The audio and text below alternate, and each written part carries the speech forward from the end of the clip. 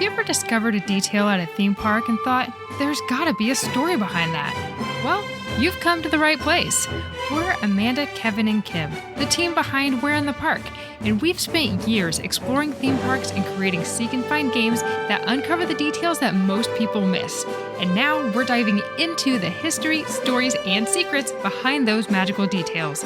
So grab your curiosity, and maybe even a churro, and let's explore the parks together, one detail at a time.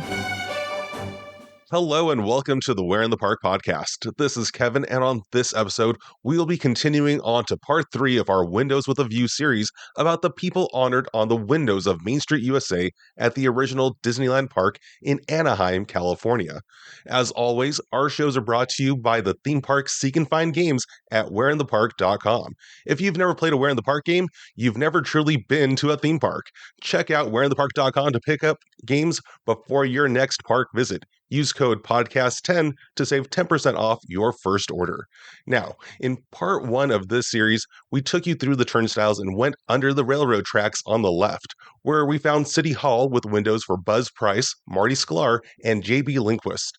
Then, in part 2, we continued up the road to the firehouse and Walt's apartment, followed by windows for Charles Boyer and Harriet Burns, which are found on the second floor of a building facade to the left of the Carriage Place entrance of the Emporium. On this episode, we'll be taking a look at a few more of the windows on that extended Emporium building to share some details about the lives of and contributions to the parks by Claude Coats, Elias Disney, and Wathel Rogers. As always, we will point out other Easter eggs and fun facts about the buildings as we continue down the road. For example, that section of the Emporium where the Charles Boyer and Harriet Burns windows can be found today, plus the separate facade with that doorway and the Carriage Place Clothing Co. sign, well, it was originally Beckon's Storage. It was a completely different brick facade and was brought to you by Beckon's Van and Storage Lockers from 1955 to 1963, at which point it was rebranded as Global Van Lines Lockers until 1979. From 1980 to 1990, it was National Rental Car Lockers, and after that, it was converted into the new facade with the Carriage Place Clothing Company sign that we see today. To the right of that section of the building, there's an other facade with a rounded half-circle window on the first floor that reads Emporium Annex. Sometimes over at Disney's Hollywood Studios in Florida, in their Walt Disney Presents exhibit, they have a display with a model of Main Street that was created in 1954 by two of the first Imagineers, Fred Jurger and Harriet Burns. And this facade is actually the first building on the left of their model. On the second floor of the building at Disneyland today, there are spots for 3 windows, just like on that model. But the one in the center was replaced with a shutter-like grate at some point, probably to hide a speaker. The 2 windows that are still visible advertise Coats & Co., with an illustration of a well-dressed man from front and back, and the other reads Big and Tall Sizes for Gentlemen. The proprietor of this fictional company is Disney Imagineering legend Claude Coats. The simple reason why he runs a company for big and tall gentlemen is because, well, at 6 foot 6 inches, he was pretty tall, and was often referred to as a, quote, gentle giant. Of course, you don't just get a window on Main Street for being tall. Claude Coats began his career with Disney back in 1935 as a background artist on classic Disney animations like Mickey's Fire Brigade and The Old Mill and Ferdinand the Bull. He also worked on feature films such as Snow White and the Seven Dwarfs, Pinocchio, Fantasia, Dumbo, and many more. But in 1955, while work was already underway at what would soon become Disneyland, Walt Disney requested for Claude to create a physical model for the Mr. Toad's Wild Ride attraction. He had worked on backgrounds for the Adventures of Ichabod and Mr. Toad in 1949, so it seemed like a fairly normal thing to ask for. According to Disney historian Dave Bossert, in his book Claude Coats, Walt Disney's Imagineer, The Making of Disneyland, several weeks after Walt had approved the model, he came back to Coats to inform him that the company that was supposed to create the scenes for the ride, Grosh Studios, had informed him that they were only going to be able to do the art for Snow White and Peter Pan. Ken Anderson, a Disney artist and another soon-to-be Imagineer, happened to be in the room at the time having a chat with Claude, so Walt put them both on the project. We'll be covering Ken in a future podcast because his window's on the other side of the street. But yeah, so the story is that Claude Coats transitioned from animation department to WED, the original name for what we now know as Imagineering, because of this, and he never really looked back. He did so well on this one project that he was quickly moved on to other projects for the park. becoming a theme park art director and show designer. After Mr. Toads, he went on to other Fantasyland murals, Space Station X1, Rainbow Caverns, Alice in Wonderland, the Grand Canyon Diorama, Submarine Voyage, Primeval World, Pirates of the Caribbean, Adventures Through Inner Space, and The Haunted Mansion. He would also work on attractions and general park design for the 1964-65 New York World's Fair, Walt Disney World's Magic Kingdom and Epcot Center, Tokyo Disneyland, and Disneyland Paris. He was among the first Imagineers to have his name on a window on Main Street at the Magic Kingdom Park in Florida back in 1972. He retired from Disney in 1989 and became a Disney Legend Award winner in 1991. He has a tombstone dedicated to him at the Haunted Mansion, which reads, "At peaceful rest lies Brother Claude, planted here beneath this sod." This window on Main Street at Disneyland was added in 1992, not long after he had passed away from cancer in January of that year. If you want to learn more about Claude Coats, we recommend picking up that book by Dave Bossert. It's a good read and it has so many amazing photos in it. Continuing on, the building to the right of the annex is the actual main entrance of the Emporium shop. From the earliest conceptual maps drawn of Disneyland by Marvin Davis, a shopping area on this end of Main Street was always in the plans, with the name Emporium showing up by the third draft in September of 1953. In early architectural drawings, it was labeled as Building 304, but today it has the address of 101 Main Street.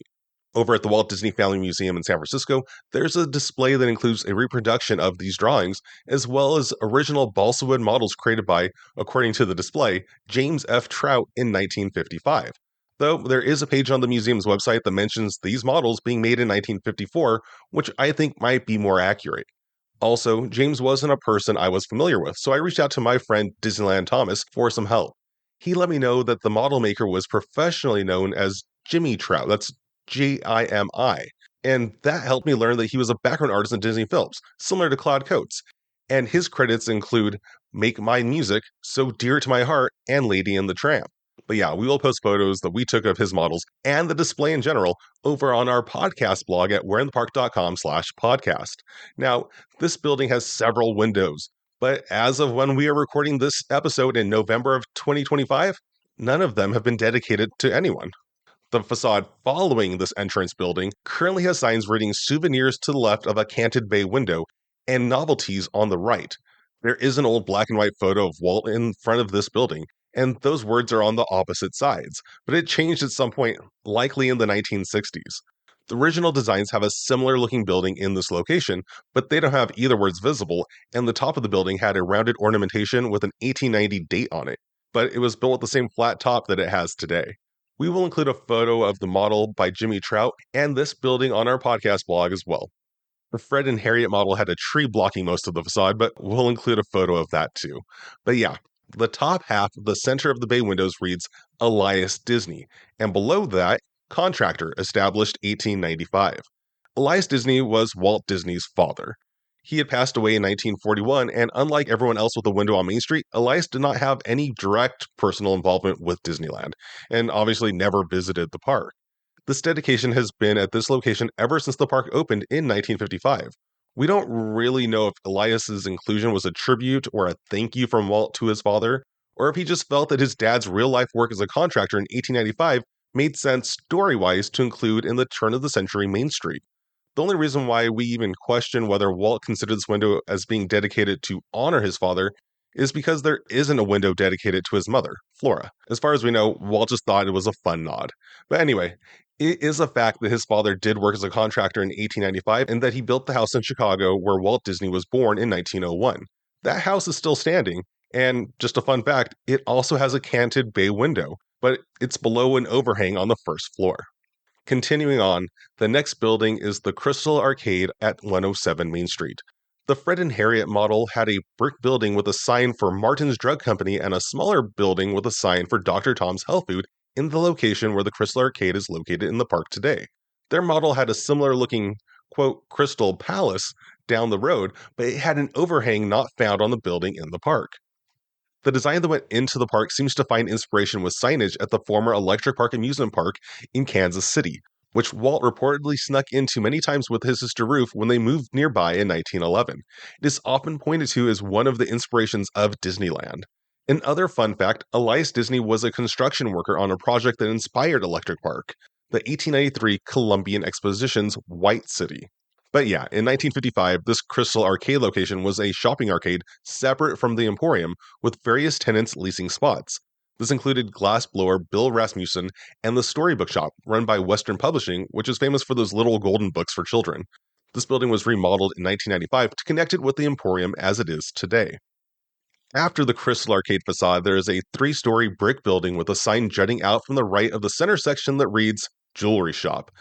The building is similar to a building in this location on the original models that had a sign reading Peaks Hotel above the door. When the park opened, it was part of Upjohn Pharmacy, with the jewelry shop sign reading the Upjohn Co. instead. And just to be clear, this was not an actual working pharmacy. It was more of an exhibit/advertisement for the Upjohn Company, which wasn't a company that ran pharmacies. They were actually a pharmaceutical manufacturer. After that sponsorship ended in 1970, the building had its sign updated to Elgin Clock Shop when it became part of the New Century Clock Shop sponsored by Elgin, a watch company. The sign changed again to the current jewelry shop in 1986 when the location was renamed New Century Jewelry, which is the name you'll find in the Disneyland app today. This building has a locked door on the left side of the ground floor, which has the following text on it: Dr. Benjamin Silverstein, MD, General Practitioner. Have a fever? Have the flu? Come on in and we'll cure you. Benjamin Silverstein is a fictional resident of Main Street, and that door is not a dedication to a single person. Many years ago, though, I took a holiday time at Disneyland tour where the tour guide stopped at this door to share about Hanukkah. They pointed out the mezuzah on the doorframe and told us about its meaning to Judaism. The mezuzah was added to the park in 1995 at the request of then park president Paul Pressler. Also that year, a menorah was added to a window in the apartment above the jewelry shop during the holiday season. Some years it's on the left of a dedication window, and other years it's on the right. Right now in 2025, it's on the right. As for that dedication window, it's dedicated to another Disney Imagineering legend, Wathel Rogers. It reads, "You'll cut a fine figure. Wathel Rogers, menswear." The quote is on the top half of the window, mostly hidden by an awning, with the bottom section including an illustration of a young man on a horse who looks like he's blowing a large horn, with the name Wathel Rogers on a scroll below. And yeah, it says menswear below just to make that cut a fine figure line make sense in a historical context.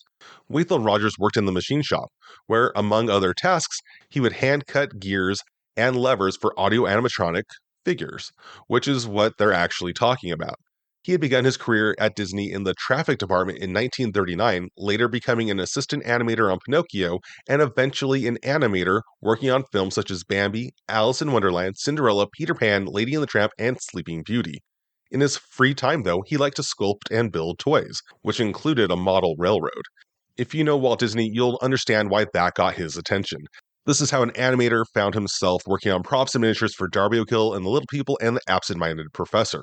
In 1951, Walt had Wathel work with Roger Broggie and other future Disney Imagineering legend with a window on Main Street to work on Project Little Man for Walt's Disneylandia project.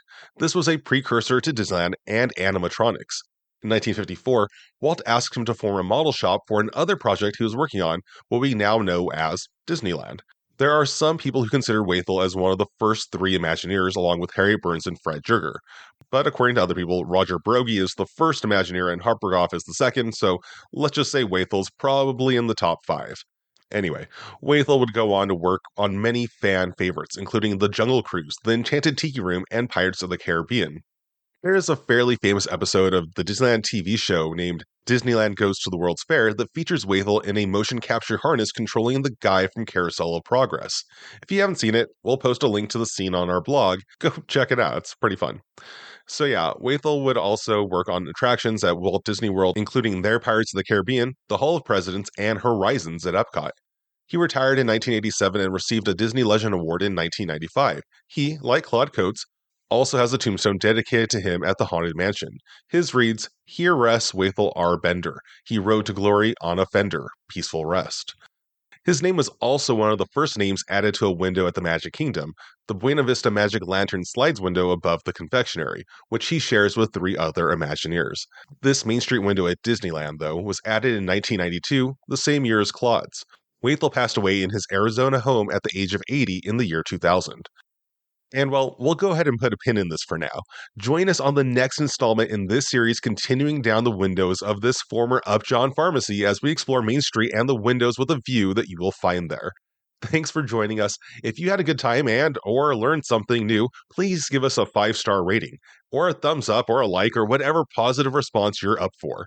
If you're excited to see all of the things I mentioned, head on over to whereinthepark.com/podcast to check out our podcast blog. And well, this is Kevin signing off for the Where in the Park podcast. Until next time, we'll see you somewhere in the park.